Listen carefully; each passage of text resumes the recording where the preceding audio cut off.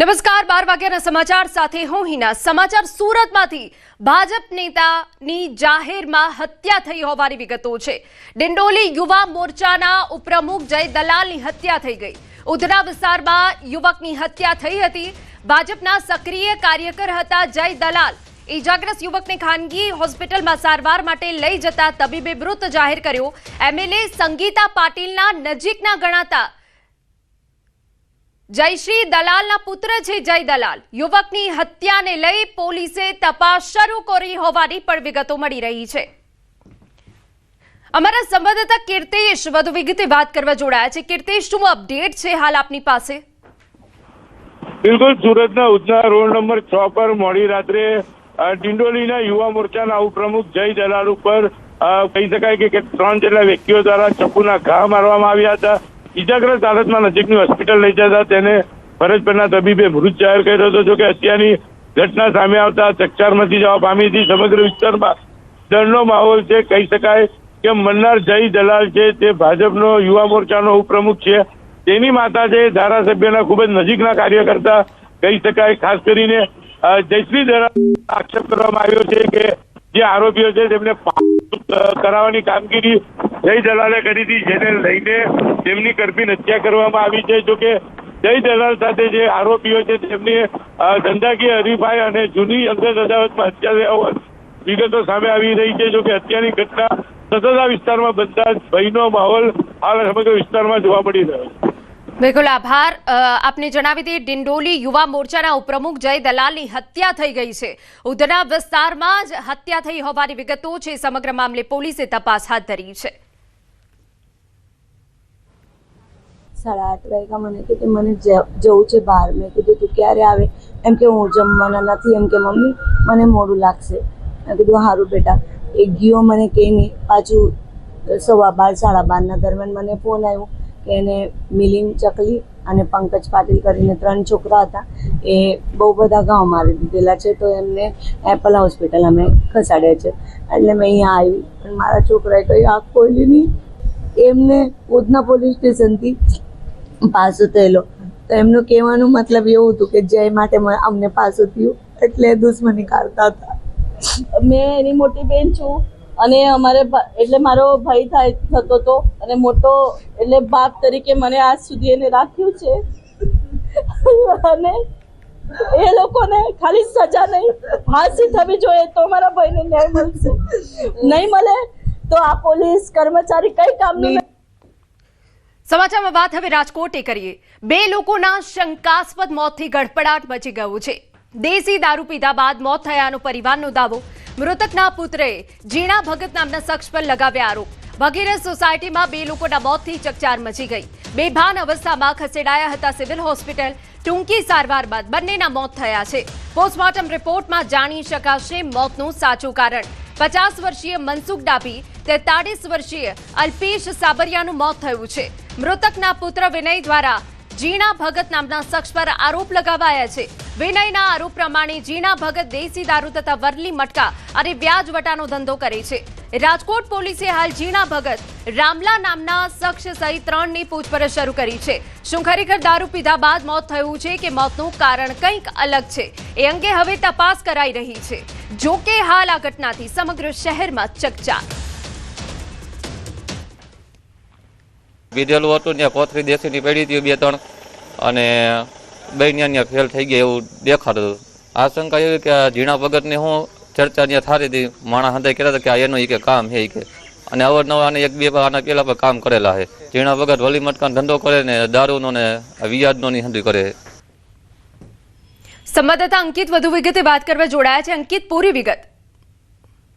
ચોક્કસથી વાત કરવામાં આવે તો આમ તો રાજકોટ સહિત સમગ્ર ગુજરાતભરમાં દારૂના ગેરકાયદેસર વેચાણ તેમજ ખરીદ પર પ્રતિબંધ છે। તેમ છતાં રાજકોટ શહેરમાં દારૂ મળતો હોવાનો વધુ એક વખત પુરાવો છે તે સામે આવ્યો છે।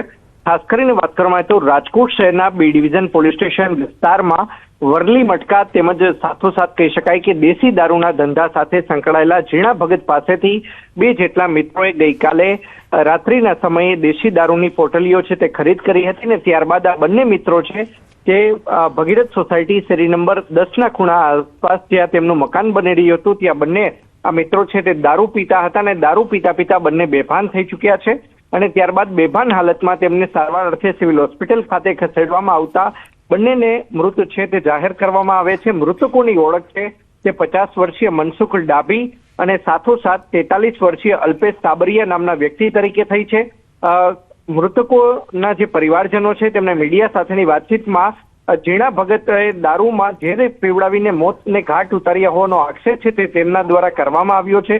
સમગ્ર મામલે રાજકોટ શહેરના બી ડિવિઝન પોલીસ દ્વારા બંને મૃતકોની લાશનું ફોરેન્સિક પીએમ છે તે કરાવવામાં આવ્યું છે અને ફોરેન્સિક પીએમની રિપોર્ટની પોલીસ છે તે હાલ રાહ જોઈ રહી છે. રિપોર્ટ આવ્યા બાદ સમગ્ર મામલે ગુનો નોંધવાની તજવીજ છે તે હાથ ધરવામાં આવશે.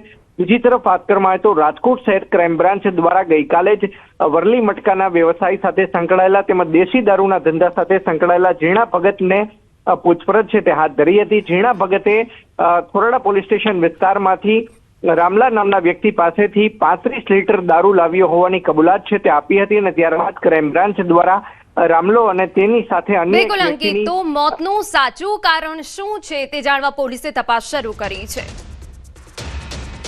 સમાચારમાં આગળ વધીએ. મહેસાણા જિલ્લાના કડી તાલુકાના બુડાસણ ગામે રહેણાંક મકાનમાં ચાલી રહેલી બનાવટી વિદેશી દારૂની ફેક્ટરી પર એલસીબી પોલીસે દરોડો પાડી 2 આરોપી મહેન્દ્રસિંહ ઝાલા, વિજયજી ઠાકોરને ઝડપી પાડ્યા. પોલીસે બનાવટી દારૂ, એલ્કોહોલિક કેમિકલ અને પેકિંગ સામગ્રી સહિત કુલ 15.13 લાખનો મુદ્દામાલ કબજે કર્યો. બંને આરોપીના 5 દિવસના રિમાન્ડ મંજૂર કરવામાં આવ્યા, જ્યારે વોન્ટેડ આરોપી ગગન પટેલ અને હર્ષદ વાઘેલાની શોધખોળ હાથ ધરાઈ. બંને અગાઉ પણ પ્રોહિબિશનના ગુનામાં સંડોવાયેલા હોવાનું સામે આવ્યું.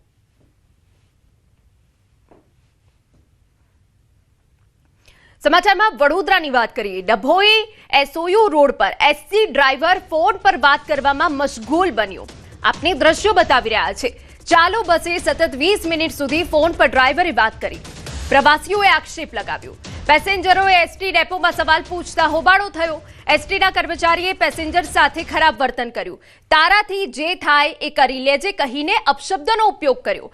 એસટીના કર્મચારીની દાદાગીરીને જોઈને પેસેન્જરોમાં રોષ. ચાલુ ફોને એસટી હંકારતા ડ્રાઈવર પર પગલાં લેવાશે કે નહીં તે મોટો સવાલ. અમારા સંવાદદાતા હાર્દિક વધુ વિગતે વાત કરવા જોડાયા છે. હાર્દિક, પૂરી અપડેટ. બિલકુલ, તે આપણે સામાન્ય રીતે એસટી બસ પર એક સૂત્ર લખેલું વાંચ્યું છે કે સલામત સવારી એસટી અમારી, પરંતુ આ દ્રશ્યો જોઈને તમે ખુદ અંદાજો લગાવો કે શું ખરેખર એસટીમાં સવાર મુસાફરો સલામત છે ખરા? કારણ કે સ્ટેચ્યુ ઓફ યુનિટી જવાનો જે રોડ છે ત્યાં એક ડ્રાઈવર જે છે તે 20 મિનિટ સુધી બસ હંકારતા ફોન પર વાત કરે છે. બસ જે છે પેસેન્જરથી ખીચોખીચ ભરેલી હતી. લગભગ 50 થી ઉપર પેસેન્જર જે છે તે બસમાં ભરેલા હતા. દરમિયાન એક જે મુસાફર છે તેના દ્વારા આખો જે વિડીયો જે છે તે ઉતારવામાં આવ્યો હતો અને ત્યારબાદ જ્યારે બસ રોકાઈ તો જે એસટીના કર્મચારીઓ છે, અધિકારીઓ છે, તેમને મુસાફરોએ રજૂઆત કરી કે તમારો જે ડ્રાઈવર જે છે તે પેસેન્જરના જીવ જોખમમાં મૂકીને ચાલુ બસે ફોન પર વાત કરતો હતો. તો જે એસટીના કર્મચારીઓ છે તેમને પોતાની ભૂલ સ્વીકારવાના બદલે ઉપરથી જે એસટીના જે મુસાફરો છે તેમની સાથે દાદાગીરી કરી હતી અને એના દ્રશ્યો જોઈ શકાય છે. ડેપો ખાતે ભારે હોબાળો થયો હતો, પરંતુ જે મુસાફરોને સંતોષકારક જવાબ મળે તે જવાબ મળ્યો નહોતો. ત્યારે આજે એસટીનો કર્મચારી છે કે જેને ફોન પર વાત કરવા માટે મુસાફરોના જીવ જોખમમાં મૂક્યા, તેના વિરુદ્ધ કાર્યવાહી થાય તેવી જે પેસેન્જરો છે તેની અંદર માંગ ઉઠી છે. બિલકુલ, આભાર. તો જે રીતે અમારા સંવાદદાતાએ જણાવ્યું કે જ્યારે પ્રવાસીઓ રજૂઆત કરવા ગયા ત્યારે તેમની સાથે ઉદ્ધતાઈ ભર્યું વર્તન થયું. સમાચારમાં આગળ વધીએ. અમદાવાદથી સમાચાર. અમદાવાદ ઉસ્માનપુરા પાસે વહેલી સવારે અકસ્માતની ઘટના બની. સફારી કાર અને ક્રેટા કાર વચ્ચે અકસ્માત થયો. અકસ્માત બાદ ગાડીમાંથી દારૂની બોટલ પણ મળી આવી. સમગ્ર મામલે પોલીસ તપાસ શરૂ.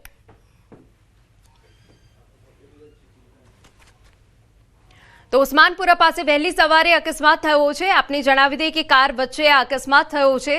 એક કારમાંથી દારૂની બોટલ પણ મળી આવી છે. ત્યારે પોલીસે સમગ્ર મામલે તપાસ હાથ ધરી છે. ગીર સોમનાથના કોડીનાર ઉના હાઈવે પર મોડી રાત્રે વધુ એક અકસ્માત સર્જાયો. રાત્રે લગભગ 12 વાગ્યાના આસપાસ બાયપાસ પાસે કાર ચાલકે સ્ટ્રેટિંગ પરથી કાબુ ગુમાવતા બોલેરો કાર પલટી મારી ગઈ. કારમાં અંદાજે 12 થી 15 લોકો સવાર હતા, જેમાં મોટાભાગના લોકોની ઈજા પહોંચી હતી. ઈજાગ્રસ્તોને સારવાર માટે હોસ્પિટલ ખસેડવામાં લાવ્યા હતા.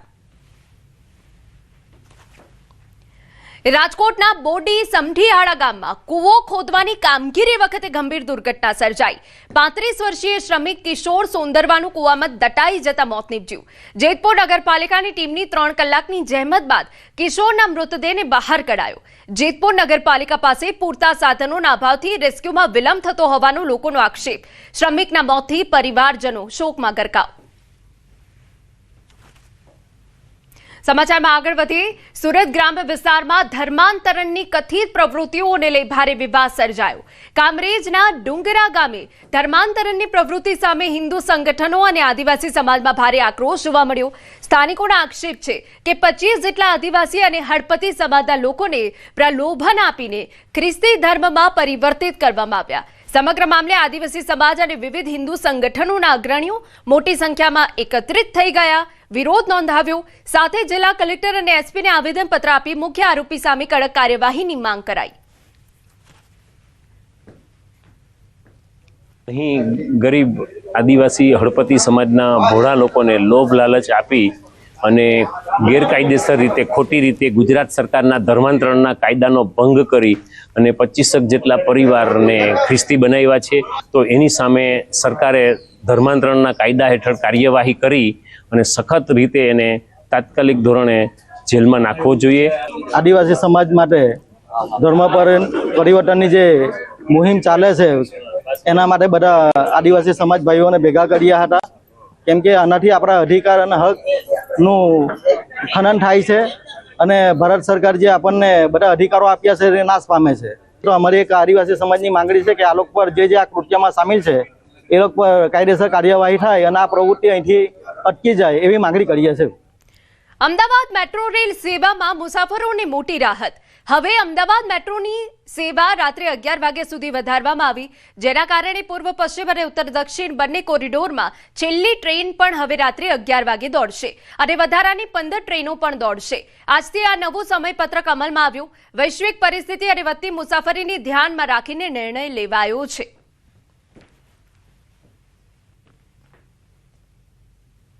વડાપ્રધાન નરેન્દ્ર મોદીની અપીલ બાદ અમદાવાદમાં મેટ્રોની મુસાફરી વધી છે। આપ જોઈ રહ્યા છો મોટી સંખ્યાની અંદર લોકો, ખાસ કરીને અપીલ બાદ વૈશ્વિક પરિસ્થિતિને પગલે અમદાવાદમાં મેટ્રો મુસાફરો વધી ગયા છે। મેટ્રોનો ઉપયોગ કરનારા મુસાફરો વધી રહ્યા છે। મેટ્રો સેવાનો સમય હવે લંબાવી દેવામાં આવ્યો છે, જે રાત્રે 11 વાગ્યા સુધી લંબાવવામાં આવ્યો છે। સમયમાં 1 કલાકનો વધારો થતા વધારાની 15 ટ્રેનો પણ દોડાવવામાં આવશે, જેને લઈને ખાસ લોકો સાથે પણ વાતચીત કરવાનો પ્રયત્ન કરીશું। શું કહેશો, વડાપ્રધાન નરેન્દ્ર મોદીની જે અપીલ હતી ત્યારબાદ મેટ્રોનો ઉપયોગ વધ્યો છે કે કેમ, આપ કેવી રીતે તેનો ઉપયોગ? આમ જોવા જોઈએ તો સારું જ છે કે અમારે જે વર્કિંગ છે, મારી નાઇટ શિફ્ટ છે બરોબર, તો એ 8 વાગ્યા પછી આરામથી મળી રહે મને 11 વાગ્યા સુધી, તો એ સૌથી બેસ્ટ નિર્ણય છે। મેટ્રોનો જેટલો વધારે યુઝ થાય એટલો સારો છે ને પબ્લિક માટે। हाँ, समय એટલે ट्रैफिक हमारा नड़तो नहीं, समय भी बचे है। मेट्रो का कन्वीनियंस कैसा लगा आपको? बहुत अच्छा। मेरे पास व्हीकल्स है बट टाइम नहीं होता है। It's very easy to commute on a daily basis. इतनी गर्मी में पॉसिबल नहीं होता है व्हीकल चलाना। तो ઘણા બધા લોકો છે પોતાના રિવ્યુઝ આપી રહ્યા છે। મેટ્રોની જે પ્રકારની સુવિધા વધી છે તેને કારણે લોકો સૌથી વધારે હવે રાજી થયા છે, કારણ કે 11 વાગ્યા સુધીનો જે સમય બદલાવ છે તેને કારણે લોકો નાઇટ શિફ્ટમાં પણ પોતાની કહી શકાય કે પોતાના ઘરેથી ઓફિસ તરફ જઈ શકશે તે પ્રકારની સુવિધાનો લાભ લોકો લેતા જોવા મળી રહ્યા છે। દીપિકા કુમાર, ન્યૂઝ 18 ગુજરાતી, અમદાવાદ। સ્વીડન સરકારે વડાપ્રધાન નરેન્દ્ર મોદીને પોતાના સર્વોચ્ચ સન્માન royal order of the polar star commander grand કોર્સથી સન્માનિત કર્યા છે। આ પ્રતિષ્ઠિત એવોર્ડ કોઈપણ દેશના વડા અથવા સરકારના વડાને આપવામાં આવતો સર્વોચ્ચ સન્માન અને વૈશ્વિક માન્યતા છે। વડાપ્રધાન નરેન્દ્ર મોદીને વૈશ્વિક સ્તરે મળેલો આ 31મો સર્વોચ્ચ પુરસ્કાર છે, જે વૈશ્વિક મંચ પર ભારતના વધતા પ્રભાવ અને મજબૂત રાજદ્વારી સંબંધોને દર્શાવે છે।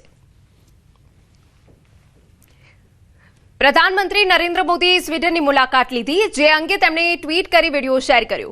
પીએમએ ટાંક્યું કે મારી સ્વીડનની મુલાકાત અનેક મહત્વપૂર્ણ પરિણામો દ્વારા ચિહ્નિત થઈ, જે ભારત સ્વીડન સંબંધોમાં નવી ગતિ ઉમેરશે. આપણા સંબંધોની વ્યૂહાત્મક ભાગીદારી સુધી વધારવા સંયુક્ત નવીનતા ભાગીદારી 2.0 અને ભારત સ્વીડન ટેકનોલોજી અને આર્ટિફિશિયલ ઇન્ટેલિજન્સ કોરિડોર શરૂ કરવાથી લઈને આગામી 5 વર્ષમાં દ્વિપક્ષીય વેપારને બમણો કરવાના મહત્વાકાંક્ષી લક્ષ્યને નિર્ધારિત કરવા સુધીની ચર્ચાઓ ખૂબ ફળદાયી રહી. તેમણે સ્વીડનના લોકો, સ્વીડન સરકાર અને પીએમનો ઉષ્મા અને મિત્રતા માટે આભાર વ્યક્ત કર્યો.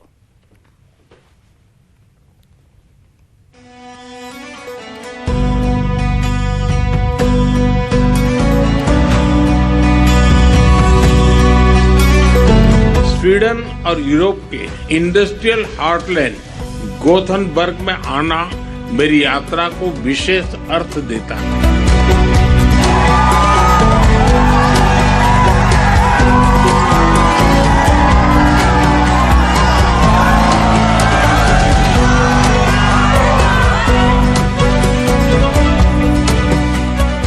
मुझे स्वीडन के royal order of the polar star के सर्वोच्च सम्मान से सम्मानित किया गया.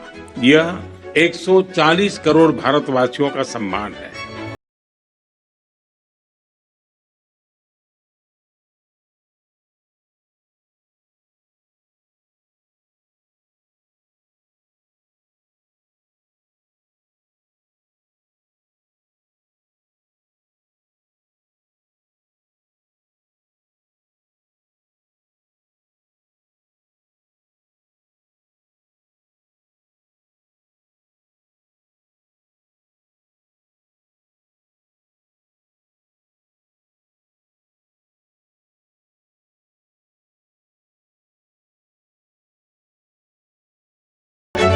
Viksit Bharat. Sweden and the entire European Union will be India's partners on this journey, all the way to 2047 and beyond. Dear Narendra, this dynamic new era in EU-India relations opens historic opportunities and we are determined to seize them.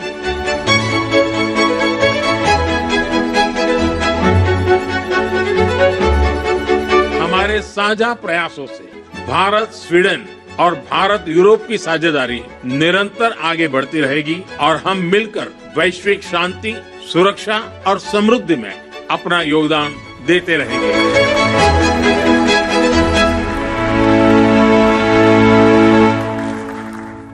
સમાચારમાં રોકાઈ એક વિરામ માટે.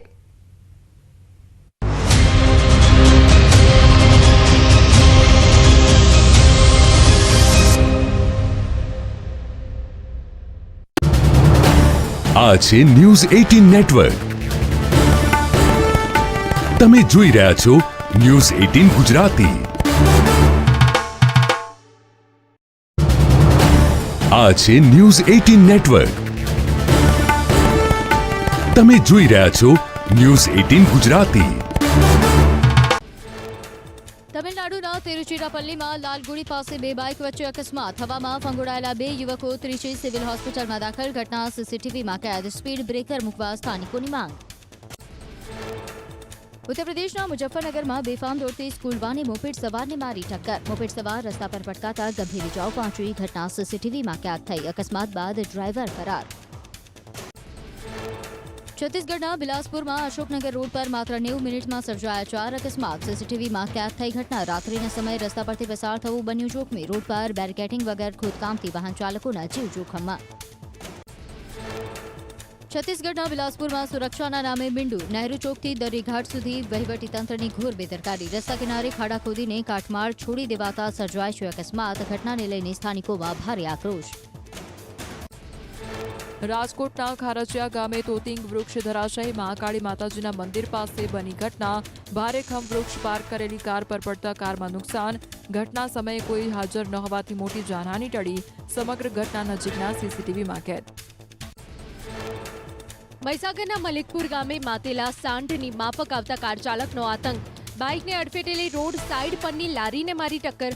Road નજીક ઉભેલી મહિલા સહિત 3 લોકો ઇજાગ્રસ્ત. સમગ્ર અકસ્માત સીસીટીવીમાં કેદ.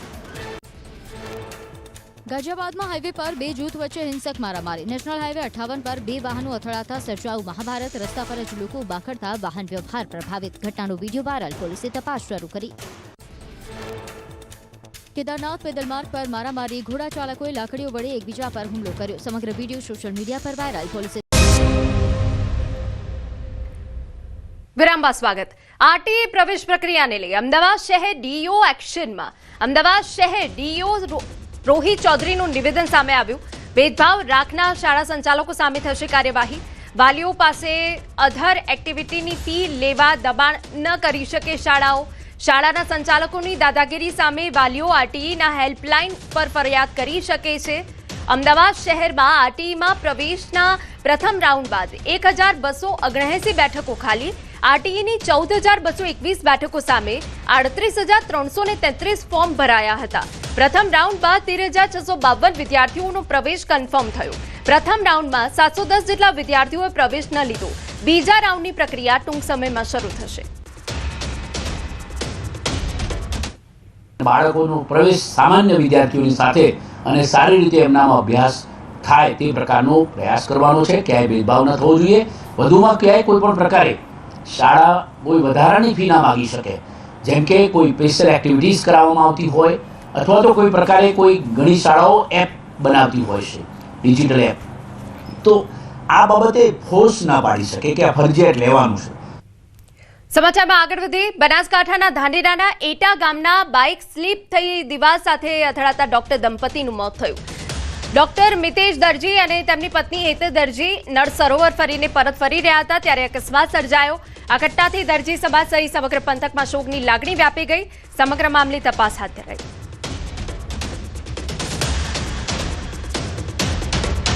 ભાવનગર અને સુરત વચ્ચે એસટીના ભાડામાં ઘટાડો. માર્ગ પરિવર્તનના કારણે જીએસઆરટીસીએ ભાવ ઘટાડ્યો. અમદાવાદ ભાવનગર વચ્ચે નવો હાઈવે તૈયાર થતા અંતર ઘટ્યું હોવાના કારણે એસટીનો આ નિર્ણય. જ્યારે મુંબઈ દિલ્હી હાઈવે તૈયાર થવાના કારણે અમદાવાદ સુરતનું અંતર ઘટતા એસટીનો નિર્ણય છે. અમદાવાદ ભાવનગર વોલ્વો ₹14 અને અમદાવાદ સુરત વોલ્વો ₹61નો ઘટાડો. મુખ્યત્વે અમદાવાદ ભાવનગરથી જે સંચાલન થવા પામે છે અને નહેરુનગર સુરતની જે ટ્રીપો છે તેમાં આપણે ફેરફાર કરેલા છે. જે પહેલાં સમય થતો હતો એને ઘટાડીને આપણે 60 મિનિટથી લઈને 90 મિનિટ સુધીનો બચત થવા પામશે મુસાફર જનતાને. અમદાવાદથી ભાવનગરનું આપણે જૂના રૂટનું ભાડું હતું ₹351 હતું અને જે નવા હાઈવે તૈયાર થવાના કારણે અંતર ઘટવાના કારણે એસટીનું ભાડું ₹337 થવા પામે છે. જેથી અમદાવાદ ભાવનગર વોલ્વોમાં ₹14નો ઘટાડો થવા પામે છે. સમાચારમાં આગળ વધીએ. અમદાવાદના નિકોલ આભૂષણ જ્વેલર્સમાં સેલ્સગર્લ દ્વારા કરોડોના દાગીનાની ચોરીનો કેસ. ક્રાઇમ બ્રાન્ચે સેલ્સગર્લની અમદાવાદથી ધરપકડ કરી.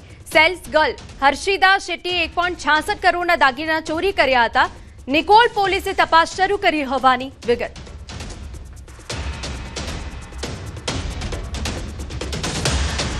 તો કરોડોના સોનાના દાગીના ચોરનાર સેલ્સ ગર્લ હર્ષિદા શેટ્ટી પકડાઈ ગઈ હોવાની વિગતો છે, જેના સીસીટીવી ફૂટેજ સામે આવતા ચકચાર મચી ગઈ હતી. 1.66 કરોડના દાગીનાની ચોરી કરી હોવાની અહીંયા વિગતો સામે આવી છે. નિકોલ આભૂષણમાં ચોરીની ઘટના બની, જેમાં cells girl Harshida Shetty police પકડમાં આવી ગઈ છે. અમારા સંવાદદાતા ઋત્વીજ વધુ વિગતે વાત કરવા જોડાયા છે. ઋત્વીજ, પૂરી અપડેટ. જી, વાત કરીએ તો જે રીતે નિકોલના જ્વેલર્સની અંદરથી આ ચોરીનો બનાવ સામે આવ્યો હતો, સમગ્ર ઘટનાના સીસીટીવી ફૂટેજ પણ સામે આવ્યા હતા. કરોડો રૂપિયાની ચોરી થતા પોલીસની સાથે સાથે અમદાવાદ ક્રાઇમ બ્રાન્ચની ટીમ પણ તપાસમાં જોડાઈ હતી અને જે યુવતી હતી, જે સેલ્સ ગર્લ હતી, તેને ઝડપી લેવામાં અમદાવાદ ક્રાઇમ બ્રાન્ચને સફળતા મળી છે. હાલમાં અમદાવાદ ક્રાઇમ બ્રાન્ચ દ્વારા આ જે યુવતી છે તેને ઝડપીને જે સ્થાનિક પોલીસ છે કે જ્યાં નિકોલ પોલીસ સ્ટેશનની અંદર ગુનો દાખલ થયો હતો તેને તે પોલીસને સોંપવામાં આવી છે. પોલીસ દ્વારા હાલમાં જે ચોરીમાં ગયેલ જે મુદ્દામાલ હતો તે રિકવર કરવાની કામગીરી પણ શરૂ કરી દેવામાં આવી છે. સાથે સાથે ક્યાંક ને ક્યાંક એવી પણ વાત સામે આવી રહી છે કે અન્ય એક યુવક છે તેની પણ આ સમગ્ર ઘટનાની અંદર સંડોવણી હોઈ શકે છે. એટલે પોલીસે એ દિશાની અંદર પણ હાલમાં તપાસ શરૂ કરી છે. બિલકુલ, આભાર. સમાચારમાં વાત સુરેન્દ્રનગરને કરીએ તો જિલ્લામાં નર્મદા કેનાલથી સૌથી વધુ લાભ મળતા છતાં વારંવાર ગાબડા અને લીકેજની સમસ્યાથી ખેડૂતોને ભારે નુકસાન વેઠવું પડ્યું હતું.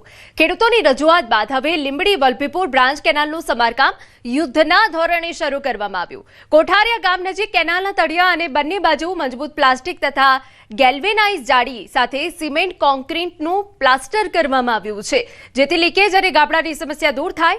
ખેડૂતે સમગ્ર કેનાલમાં સમાન ગુણવત્તાથી કામ પૂર્ણ કરવાની માંગ કરી છે. અત્યારે જે નર્મદા કેનાલનું કામ રિપેરિંગ જે ચાલુ રહ્યું છે એ 2009માં નવી બની હતી, ત્યાર પછી અત્યારે 15-16 વર્ષે એનું સમારકામ ચાલુ છે અને સમારકામ સારું થાય છે, એમાં કોઈ ઓલું છે નહીં. પણ જેથી કરીને ખેડૂતોને જે નુકસાન થતું હતું અત્યાર સુધી એ નુકસાન હવે બંધ થઈ જશે.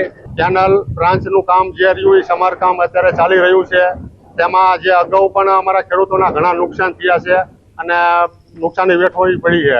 અને અત્યારે જે 3 કિલોમીટરનું કામ મંજૂરી થઈ રહ્યું હોય ને જે બની રહ્યું છે જેમાં સારું કામ કરે એવી અમારી ખેડૂતોની માંગ છે કે જેથી કરીને ખેડૂતોનો ખેતરમાં વારંવાર પાણી ન જાય અને નુકસાનીથી બચવી. સુરેન્દ્રનગર જિલ્લામાં વર્ષ 2009ની સાલમાં બનાવવામાં આવેલી નર્મદા કેનાલનું આજે 15 વર્ષ બાદ તંત્ર દ્વારા સમારકામની કામગીરી હાથ ધરવામાં આવી છે. અગાઉના સમયમાં જ્યારે અવારનવાર કેનાલોમાં ગાબડા પડવા તેમજ ભેજ આવવાના કારણે ખેડૂતોને પારાવાર નુકસાન સહન કરવાનો વારો આવતો હતો, ત્યારે ખેડૂતોની અનેક રજૂઆત બાદ હાલ તંત્ર દ્વારા જે છે એ કેનાલોના સમારકામની કામગીરી હાથ ધરવામાં આવી છે. હાલ તંત્ર દ્વારા પ્લાસ્ટિક તેમજ ગેલ્વેનાઇઝની જે જાળીઓ આવે તે નાખી અને આ કેનાલોની બંને સાઈડ છે તેમજ તળિયાનો ભાગ છે તમામ ભાગનું જે છે એ પાકું જે છે રિપેરિંગ કામ કરવામાં આવી રહ્યું છે. પરંતુ ખેડૂતોની ક્યાંક ને ક્યાંક એવી માંગ ઉઠવા પામી છે કે 15 કે 16 વર્ષ બાદ કરવામાં આવતું આ સમારકામ યોગ્ય રીતે કરવામાં આવે, જેથી કરીને આગામી સમયમાં કિંમતીની જે ખેડૂતોની જે કિંમતી જમીન છે તેમાં નુકસાન ન પહોંચે. અક્ષય જોશી, ન્યૂઝ 18 ગુજરાતી, સુરેન્દ્રનગર. સમાચારમાં આગળ વધીએ. સુરતમાં નાયબ મુખ્યમંત્રી હર્ષ સંઘવીએ ઓનલાઈન સ્વ-વસ્તી ગણતરી કરી. પાલિકા કમિશનર એમ નાગરાજન સહિત અધિકારીઓની હાજરીમાં ઓનલાઈન નામો નોંધાવ્યા. આ પ્રસંગે તેમણે રાજ્યના નાગરિકોની જનગણનામાં સક્રિય રીતે ભાગ લેવા અપીલ કરી. ભારત સરકાર દ્વારા શરૂ કરાયેલ વસ્તી ગણતરી વિવિધ જનકલ્યાણ યોજનાઓને લોકો સુધી પહોંચાડવામાં મહત્વપૂર્ણ સાબિત થશે તેમ જણાવ્યું હતું. સાથે નાગરિકોની સ્વગણના ઓનલાઈન કરવાની અને સાચી માહિતી આપવાની વિનંતી કરી. આપ, આપના પરિવારજનો, આપના મિત્રો બધા જ આ સ્વગણનામાં પોતે ઓનલાઈન આની અંદર સંપૂર્ણ માહિતી પૂરીને ભવિષ્યની અંદર હજી વધુ વ્યવસ્થાઓમાં આપ સૌ લોકો સહયોગ કરો. આપના ઘરે અગર કોઈ સ્વગણના માટે અધિકારી આવી રહ્યા છે તો એમાં કોઈ બી પ્રકારના OTP આપવાના રહેતા નથી.